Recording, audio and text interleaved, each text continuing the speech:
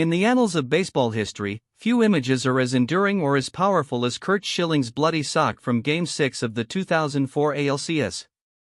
It was a testament to grit, determination, and a singular focus on victory that helped break an 86-year curse for the Boston Red Sox. This moment cemented Schilling's place as a legend, a hero whose physical sacrifice inspired a city. But the roar of the crowd and the glory of the mound were not to be his final act.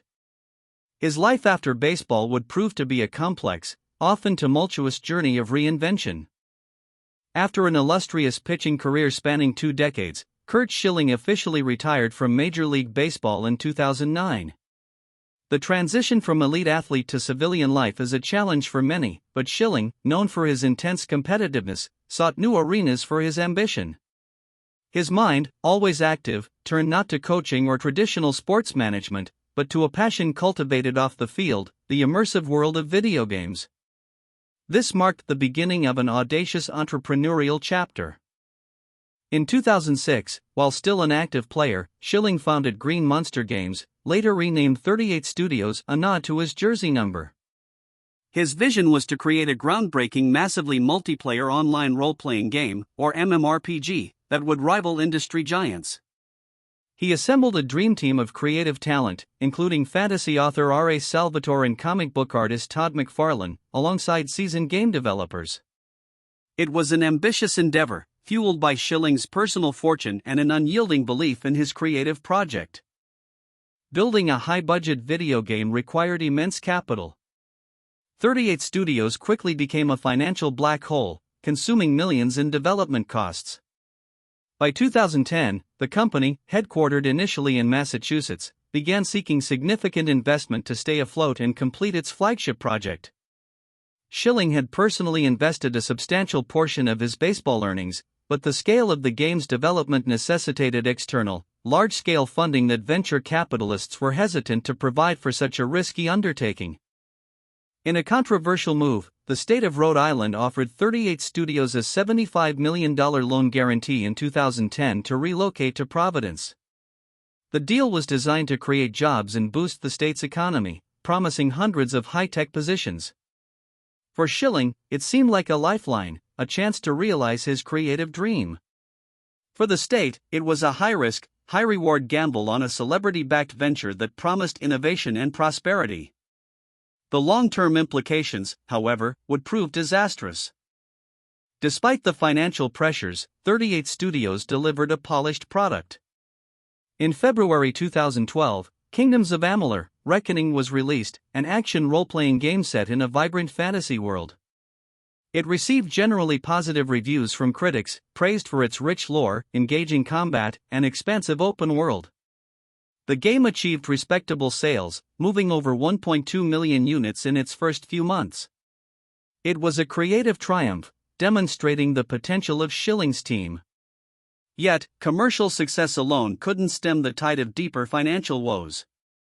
Even with positive reviews and initial sales, Kingdoms of Amalur: Reckoning couldn't generate enough revenue to cover the massive development and operational costs of 38 Studios, especially with the added burden of the loan repayment. The company was burning through cash at an unsustainable rate. By May 2012, reports emerged of missed payrolls, and the gravity of the situation became undeniably clear. The dream, once so vivid, began to crumble under the weight of financial reality, jeopardizing hundreds of jobs and millions in taxpayer money. In May 2012, 38 Studios officially announced its bankruptcy, laying off its entire staff of over 300 employees without severance. It was a devastating blow to the developers who had poured their talent and time into the games. For Rhode Island, the collapse meant defaulting on its $75 million loan, leaving taxpayers to foot the bill. The once promising venture dissolved into a public spectacle of financial failure, legal disputes, and blame. Schilling, as the founder, bore the brunt of intense public and political scrutiny.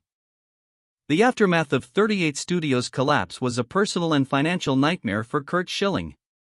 He lost his personal investment of over $50 million and faced lawsuits from the state of Rhode Island, alleging fraud and mismanagement. Though he eventually settled for a much smaller amount, the ordeal left a deep mark, both on his finances and his public image. He was forced to liquidate assets, including his iconic bloody sock. It was a stark reminder that even legendary athletes are not immune to profound business failures. Emerging from the shadow of 38 Studios, Schilling found a new path in sports media. In 2014, he joined ESPN as a baseball analyst, leveraging his deep knowledge and experience as a three-time World Series champion. This was a familiar territory, a return to the sport that made him famous, albeit in a different capacity. He quickly established himself as a prominent voice on programs like Sunday Night Baseball and Baseball Tonight, offering candid and often insightful commentary. It seemed a promising reinvention. While his baseball analysis was generally well received, Schilling's burgeoning presence on social media began to reveal a more outspoken and, for many, controversial side. Initially, these were minor instances, but over time, his posts became increasingly political and provocative, often touching on sensitive social and cultural topics. This marked a significant departure from the typically measured public persona expected of a mainstream sports commentator, setting the stage for inevitable clashes with his employer's corporate policies. The first major public backlash occurred in August 2015 when Schilling shared a meme on social media comparing radical Muslims to Nazis. The post drew immediate and widespread condemnation, forcing ESPN to issue a statement distancing itself from his remarks. He was removed from the Little League World Series broadcast. This incident served as a clear warning, highlighting the tension between his personal beliefs and his role as an employee of a major media corporation. Despite the disciplinary action, the pattern of contentious commentary persisted. The breaking point came in April 2016. Schilling shared an anti-transgender meme on Facebook regarding public bathroom use, accompanied by his own commentary. The post ignited a firestorm of criticism and was widely perceived as a violation of ESPN's values and social media policy. The network, which had previously warned and suspended him, swiftly announced his termination. It was a dramatic end to his mainstream media career, solidifying his image as a figure unwilling to temper his views for institutional employment. Freed from the constraints of corporate media, Curt Schilling fully embraced his role as an independent conservative commentator. He began contributing to platforms like Breitbart News and hosting his own podcasts, finding an audience receptive to his unfiltered views. This new chapter allowed him to express his political and social opinions without fear of reprisal, shifting his identity from sports analyst to outspoken pundit. It was a complete reinvention, moving him further into the polarized landscape of American media. Throughout this period, Schilling remained a perennial candidate for the Baseball Hall of Fame, consistently receiving a high percentage of votes due to his outstanding playing career. However, his post-retirement controversies increasingly impacted his candidacy.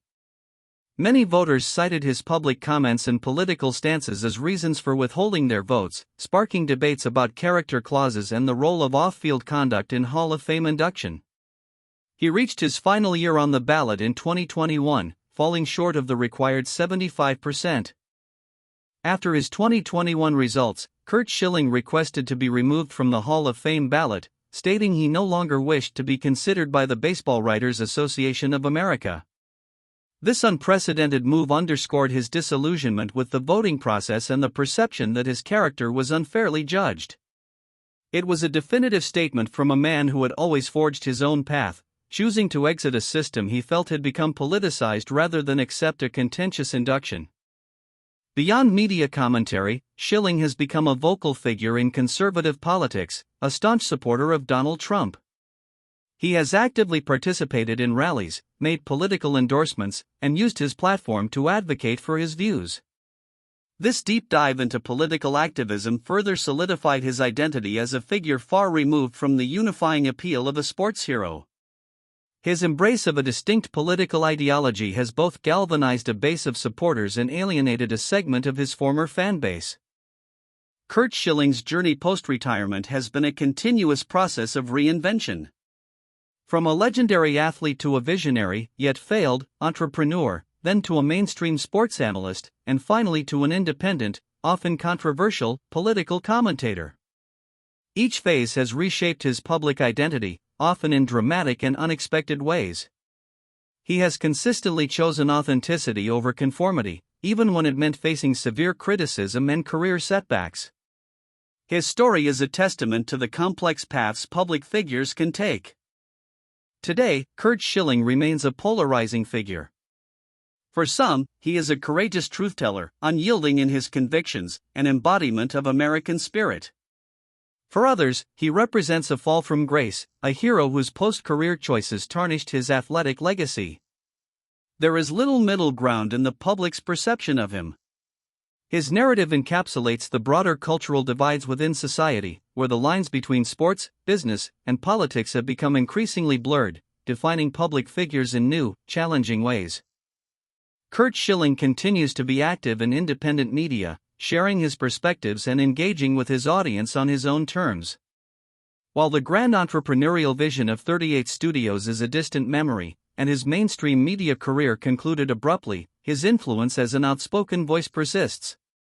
His story is a compelling examination of a celebrated athlete who refused to fade into quiet retirement, instead choosing a very public, often confrontational, path of personal and professional reinvention in the modern digital age.